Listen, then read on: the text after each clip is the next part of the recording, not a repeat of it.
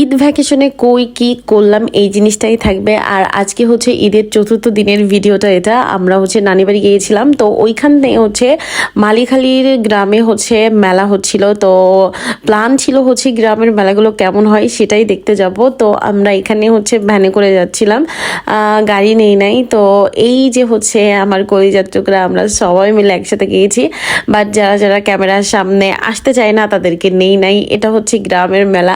সবার আগে দেখলাম হচ্ছে এখানে রসগোল্লা বানাচ্ছে বড় বড়, আর এখানে রাজভোগও ছিল। কিন্তু আমি অনেকক্ষণ দাঁড়িয়ে আর কি ওদের মিষ্টি বানানোর প্রসেসটা দেখতেছিলাম, বাট আমার কাছে অনেক ভালো লাগতেছিল।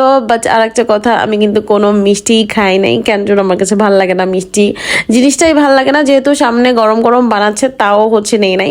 আর এইখানে আর একটা জিনিস দেখলাম, যেটা মানে এই জিনিসটা আমার খুব পছন্দ। এই জিনিসটার নাম কি আপনারা কমেন্ট করে জানাতে পারেন। এই জিনিসটার নাম আমি জানি না, বাট আমার মা খুবই পছন্দ করে এই জিনিসটা খেতে। আর এটা হচ্ছে রাজভোগ। অনেক ধরনের মিষ্টি ছিল গ্রামের মেলাতে যেরকম আর কি থাকে।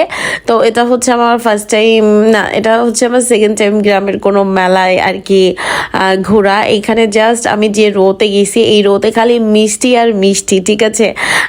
আর একটা রোতে শুধু আচার আর আচার, এরকম আর কি। তো এখানে হচ্ছে সব মিষ্টিগুলো আমি দেখতেছিলাম যে এরা ভিডিও করতেছিল।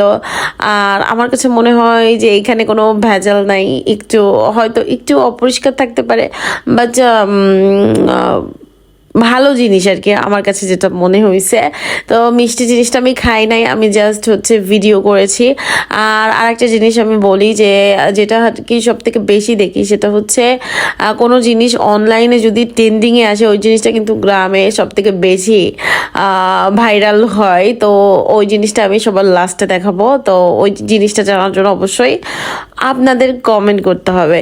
আর আমার এই ভিডিওটা বোধহয় অনেক বড় হয়ে যাবে, আমি দেখাচ্ছি। আমার খুবই খুবই ভালো লাগছে সত্যি কথা বলতে, অনেক দিন পর কোনো গ্রামের ভিলেজ মেলায় আর কি যাওয়া। পরিবেশ অনেকটাই ভালো ছিল। আর আরেকটা জিনিস, এই যে সবাই অনেক নোংরা করে রাখছে। এই মেলাটা মূলত হচ্ছে 3 দিন বা 4 দিন থাকে আর কি। আর এখন যে লাইনে আছি ওটা হচ্ছে শুধু আচার আর আচার। আর এই যে ছোটবেলার মেমোরিগুলো, যখন হচ্ছে বড় পূজাতে আব্বুর সাথে যাইতাম দশমীর দিনে, তখন এই মাটির মূর্তি থেকে শুরু করে A to Z কিনতাম। আর আরেকটা জিনিস বলি, সেটা হচ্ছে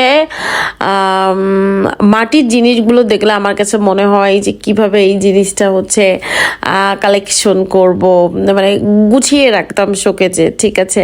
তো এই জিনিসগুলো হচ্ছে অনেকেই তাদের নামের অক্ষর হয়তো কারো